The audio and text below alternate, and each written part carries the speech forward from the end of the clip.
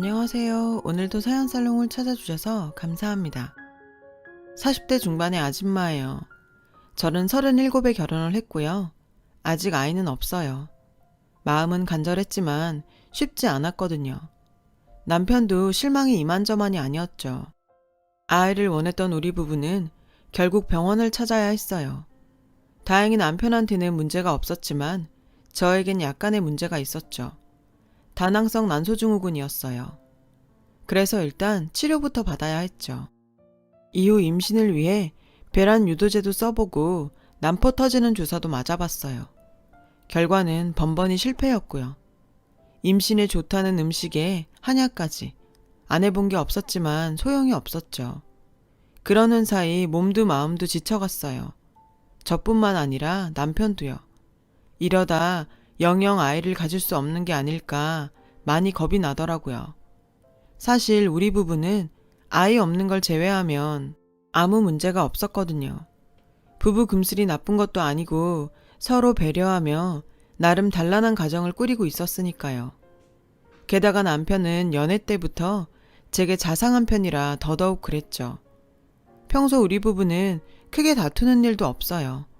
남편은 전업주부로 살고 있는 절 위해 집안 살림도 많이 도와주고 가끔은 제가 좋아하는 음식들을 만들어주기도 했거든요.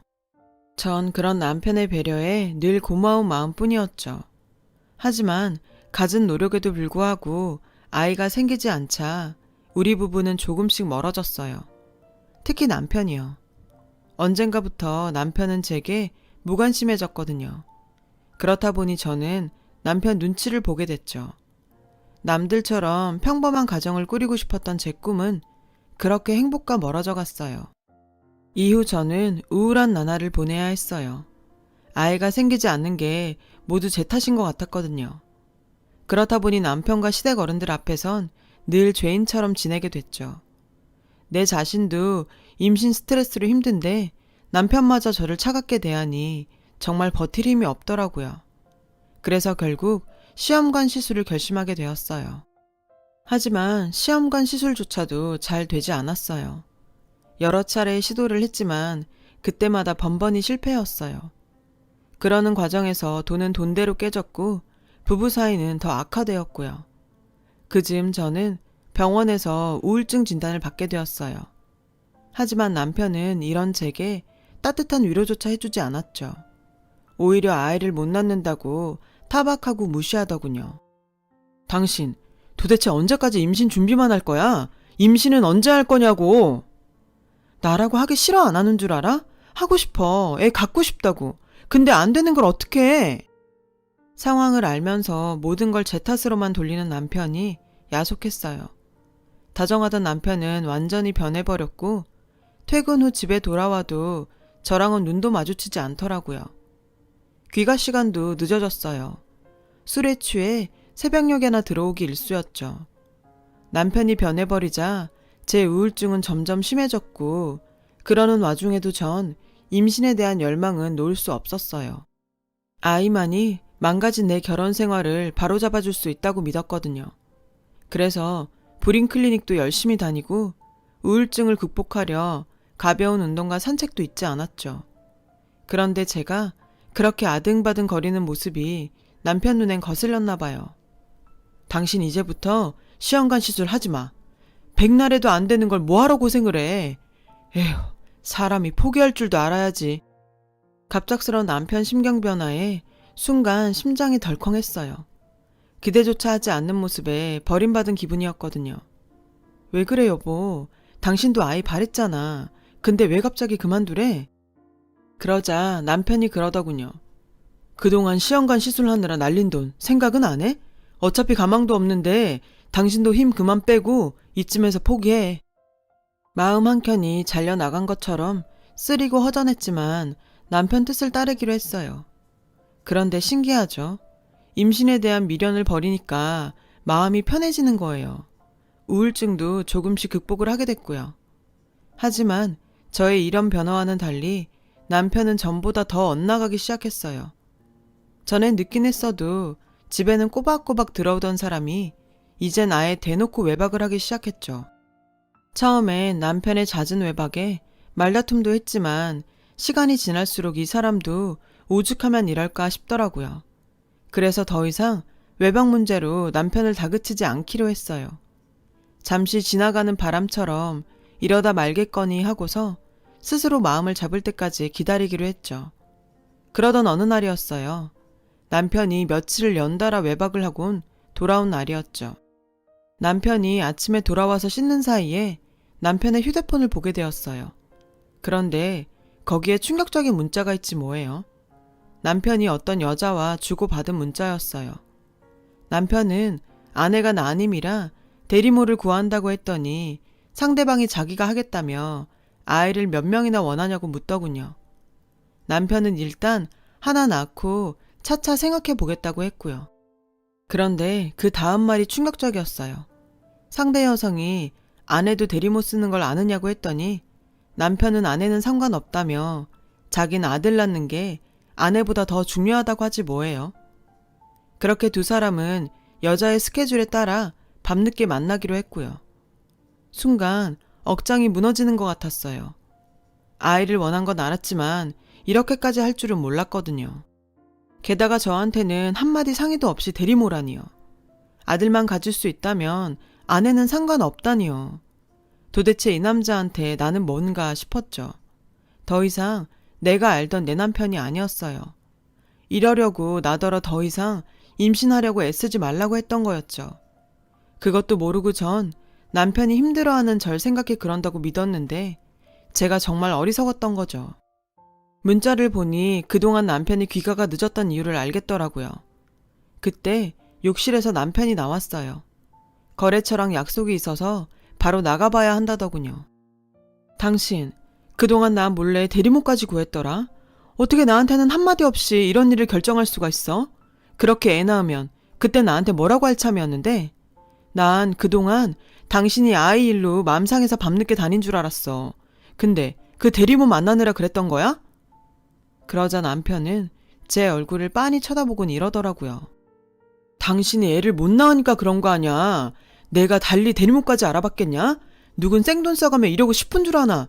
암튼 계약금 1,000만 원 날리기 싫어서라도 난 대리모 쓸 거야. 그런 줄 알아.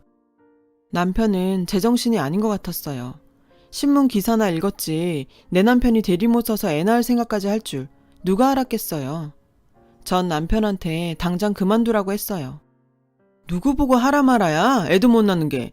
네가 나한테 아들 하나 안겨줬으면 내가 이런 일까지 벌였겠니? 암튼 너랑은 더 이상 할 말 없으니까 내가 하는 일에 방해하지나 마. 알았어? 남편은 그 길로 옷을 챙겨 입고 나갔어요. 전 남편의 막장 선포에 할 말을 잃었죠. 아무리 아이를 원한다지만 남의 몸을 사서까지 이런 일을 벌일 줄은 몰랐으니까요. 게다가 자신이 저지른 불법행위까지 제 탓으로 넘기는 만행에 더 이상은 참을 수가 없었어요. 그래서 남편한테 전화를 했어요. 경찰에 신고하겠다 으름장을 놓으려고요. 그런데 남편의 전화를 웬 여자가 받지 뭐예요. 수화기를 뺏어든 남편은 당황한 목소리였어요. 그 순간 확신했죠. 남편한테 여자가 있다는 걸요. 그게 대리모든 아니든 간에요. 며칠 뒤 전 남편 차 안에 블랙박스에서 몰래 메모리 칩을 꺼냈어요. 그 안에는 며칠 전 저랑 통화했던 순간까지 담겨 있더군요. 제 전화를 받은 여자는 대리모였어요. 남편과 대리모는 차 안에서까지 관계를 가졌더라고요. 그리고 영상에는 그들의 대화까지 생생하게 담겨 있었죠. 자기야, 내가 아들 낳아주면 얼마 더 줄 거야? 아들만 낳아주면 2배도 줄 수 있지. 자기야, 근데 집에서도 아내한테 이렇게 해줘? 미쳤어? 난 걔한테 관심도 없어. 나한텐 오직 자기뿐이야. 두 사람은 의뢰인과 대리모의 관계를 넘어 불륜관계가 분명했어요. 아이는 그저 명목상 이유일 뿐이었죠. 제게는 아이 못 가는 여자란 족쇄를 채워놓곤 불륜을 즐기려는 더러운 꼼수요. 이런 사실을 알고 나니 그동안 아이를 갖겠다고 스스로를 다잡으며 노력했던 제가 너무 한심하고 가여웠어요. 이런 놈을 남편이라고 아껴왔던 지난 날이 다 부질없게 느껴졌죠. 저는 친정 부모님께 전화해 지금까지 일들을 전부 털어놓았어요. 당연히 부모님은 노발대발 하셨죠. 그리곤 당장 증거물 챙겨서 친정으로 돌아오라 하시더군요. 그날 저는 블랙박스 메모리와 남편 휴대폰에서 찍은 남편과 대리모의 문자, 사진을 챙겨 들고 친정으로 갔어요.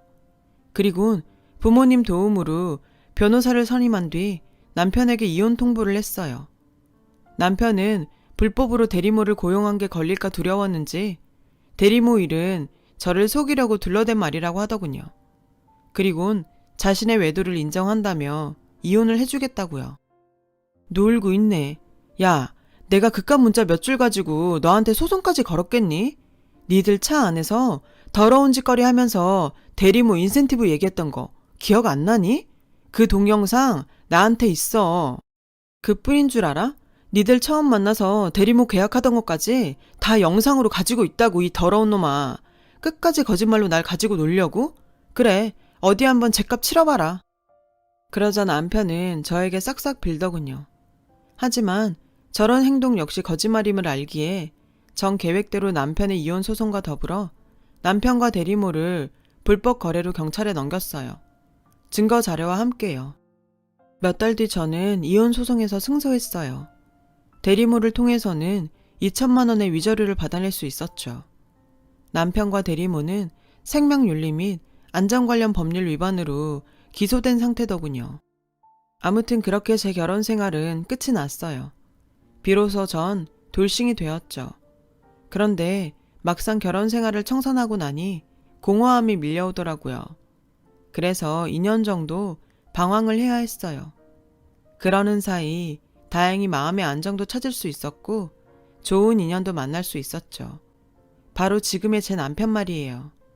남편은 제 담당 심리치료사였어요. 당시 전 이혼을 하기까지 받았던 심리적 고통으로 일상생활조차 하기 힘든 상태였어요. 전 남편의 잘못으로 파경을 맞았다고는 하지만 내심이 모든 게 내가 아이를 가질 수 없어서 벌어진 일이라고 자책을 했던 거예요.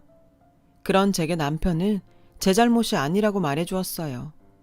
아이를 갖지 못한다고 해서 불행한 삶을 강요받아야 하는 건 아니라고요. 그 말에 전 다시 시작할 의지가 생겼어요. 남편과 본격적으로 사귀게 된 건 심리치료가 끝난 이후부터였어요. 치료가 끝났다는 기쁨도 잠시, 더 이상 남편을 만날 명분이 사라졌다는데 아쉬움이 남더라고요. 그런데 그 순간 영화 같은 일이 일어났지 뭐예요. 우연히 들어간 서점에서 남편과 재회를 하게 된 거예요. 언젠가 남편이 추천해준 책을 사려고 점원한테 책 제목을 말하고 있었는데 계산대 앞에 남편이 서 있더라고요. 제가 찾던 그 책을 들고서요. 어찌나 반갑고 신기하던지 그대로 와라 끌어안을 뻔했지 뭐예요. 근처 카페에 가서 얘기를 나누다 보니 마침 제게 책 선물을 하려고 서점에 들렀다고 하더라고요. 그날 우린 상담사와 환자가 아닌 남자 대 여자로 만나 얘기를 나누었어요. 더 이상 내 인생에 남자는 없다고 다짐했던 저는 남편을 만나 그런 생각이 눅 놓듯 사라져버렸고 얼마 뒤부터 사귀게 되었어요. 1년 넘게 연애를 하다가 남편에게 프로포즈를 받았고요. 한번 결혼에 실패한 경험이 있는 저는 솔직히 재혼을 한다는 게 두려웠어요. 이번엔 실패하지 않고 잘할 수 있을까? 고민이 많았던 절 남편은 차분하게 기다려 주었어요. 그래서 저는 남편에 대한 믿음을 갖고 새 출발을 하기로 마음먹게 됐어요. 아무래도 이혼 경력이 있는 처지라 시댁에 인사를 드리러 가는 것조차 두렵더라고요. 게다가 남편은 꽤 부유한 집 자식이라 더더욱 부담이 되었죠. 하지만 이런 제 걱정과 달리 시부모님은 온화하고 이해심이 많은 분들이셨어요. 제 허물을 다 아시고도 싫은 내색 없이 절 받아주셨죠. 아들에 대한 믿음 때문이었겠죠. 덕분에 우린 얼마 뒤 양가 부모님의 축복 아래 결혼식을 올릴 수 있었어요. 그런데 인생 참 모르는 일이더라고요.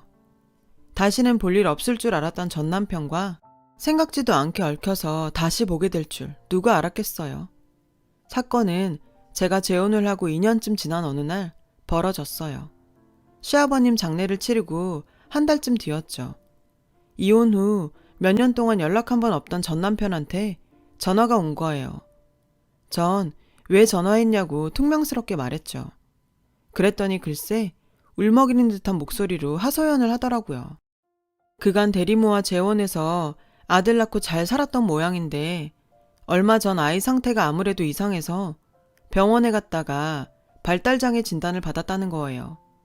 그래서 전 하소연하려고 전화했냐 했죠. 완전 똥 밟았다니까. 애 낳기 전에 혹시 몰라서 검사랑 검사는 다 했거든.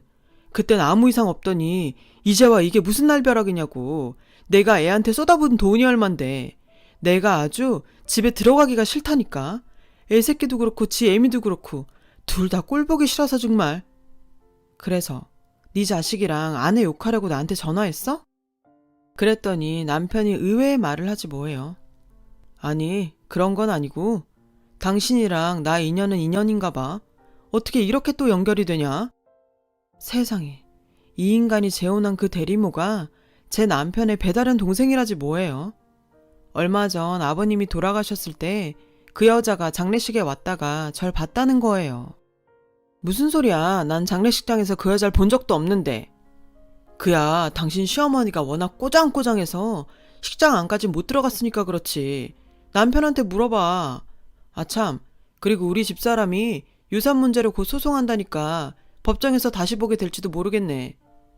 전 남편은 도통 알 수 없는 소리만 떠들곤 전화를 끊었어요.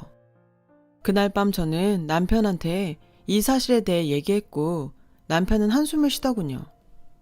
아버지가 밖에서 낳은 딸이 있다는 얘긴 들었어. 모친이 위자료와 양육비만 주면 딸은 자기가 키우겠다고 했다더라. 그동안 대리모와 모친은 툭하면 아버님을 찾아와 각종 명목으로 돈을 뜯어갔고 대리모 역시 그 모친을 닮아 아버님께 용돈이랑 명목으로 그렇게 돈을 뜯어갔다더군요. 돈독이 오른 모녀에 지칠 대로 지친 아버님은 혹여 자신이 죽고 나서도 돈 문제로 자기 아들까지 힘들게 할까봐 돌아가시기 얼마 전 재산을 남편 앞으로 정리하셨다고 했어요. 30억 원에 가까운 큰 재산을 남편한테 물려주시며 차라리 세금으로 낼 망정 그 모녀에겐 한 푼도 주지 말라고 신신당부하셨다더군요.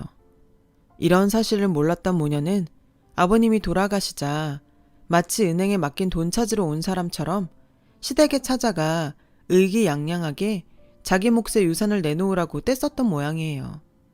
이미 아버님 임종 전에 모든 재산이 남편의 명의로 돌려진 터라 모녀 몫에 유산이 없다고 하자 길길이 날뛰며 소송을 걸겠다고 악다구니를 쓰곤 돌아갔다더군요.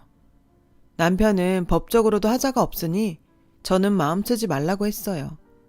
그러면서 복잡한 가정사를 어떻게 말해야 할까 고민 중이었는데 이런 식으로 알게 해서 미안하다고 했죠. 전 괜찮으니 신경 쓰지 말라고 했어요. 그런데 며칠 뒤 낯선 번호로 전화가 왔어요. 대리모였죠. 다짜고짜 자기 몫의 유산을 내놓으라고 하더군요. 안 그러면 전 남편과의 사이에 애를 못 낳아서 쫓겨나듯 이혼했다는 걸 시댁에 알리겠다고요. 기가 차더군요. 전 그러라고 했어요. 어차피 결혼 전부터 남편과 시부모님도 다 아는 사실이니 말하라고요. 그러자 대리모는 갑자기 울먹이며 불쌍한 척을 하더군요. 평생을 아빠 없이 홀어머니 밑에서 힘들게 자랐는데 배다른 오빠가 유산까지 움켜쥐고 한 푼도 안 준다며 제발 저보고 오빠 좀 설득해서 유산 좀 돌려받게 해달라고 말이죠. 제가 거절하자 거칠게 소리쳤어요. 나도 아빠 딸인데 왜 안 준다는 거야? 나 재산 상속에 대한 유류분 청구 소송할 거야. 그러니까 혼자서만 낼름 받아먹을 생각 말라고 전해. 아주 가관이더라고요. 전 퇴근하고 돌아온 남편한테 있었던 일을 전해주었어요. 그런데 그때였죠. 밖에서 누가 요란하게 초인종을 눌러댔어요. 인터폰을 통해 보니 대리모였어요. 남편은 언제고 한 번은 만나야 할 일이니 차라리 잘 됐다며 문을 열어주라고 했어요. 잠시 뒤 대리모는 씩씩거리며 집 안으로 들어왔어요. 그리곤 다짜고짜 소리쳤죠. 당장 내놔! 우리 아빠가 남긴 내 유산 내놓으라고! 그 말에 남편은 한숨을 쉬더군요. 그래서 제가 옆에서 거들며 대리모한테 말했어요. 시아버님이 살아계실 때 물려주신 재산인데 그걸 가지고 왜 이제 와서 왈가왈부해요? 그리고 그쪽은 예의도 없어요? 다짜고짜 찾아와선 어따 대고 행패해요. 그러자 대리모는 따지듯 말했어요. 아빠가 돌아가시기 전에 분명히 나한테 재산은 공평하게 물려줄 테니 걱정 말라고 했단 말이야. 근데 왜 안 주냐고. 아빠 입으로 준다고 약속한 걸. 왜 당신이 중간에서 가로채고는 안 주는데. 내놔. 당장 내놓으라고. 참다 못한 남편이 말했어요. 그 아버님이 당신한텐 한 푼도 주지 말라고 했습니다. 제 부모를 지갑으로 아는 인간이라고요. 수십 년간 당신 모녀한테 돈이라면 줄 만큼 줬고 뺏길 만큼 뺏겼다고요. 정 그렇게 돈 받고 싶으면 아버님 계신 저승까지 쫓아가 받으세요. 남편은 대리모를 집 밖으로 쫓아냈어요. 그리곤 한 번만 더 제게 전화를 하거나 집으로 찾아오면 법정에서 만나게 될 거라고 엄포를 놓았죠. 대리모는 문을 세게 걷어차곤 갔어요. 대리모가 왔다 간 그날 밤 제 이혼 변호를 맡아주었던 변호사에게 전화를 했어요. 이런 경우 대리모가 말한 것처럼 정말 유류분 청구 소송이 가능한지 물었죠. 그랬더니 아버님이 살아계실 때 증여한 재산은 유류분 청구를 할 수 없다고 하더군요. 그러니 걱정 말라고요. 공평하게 재산을 물려주겠다는 아버님 말씀을 철석같이 믿고 까불었던 대리모가 어리석었던 거죠. 그리고 얼마 뒤 남편을 통해 대리모가 변호사와 상담 끝에 소송을 포기했다는 말을 전해 들었어요. 그런데 거기서 끝이 아니었어요.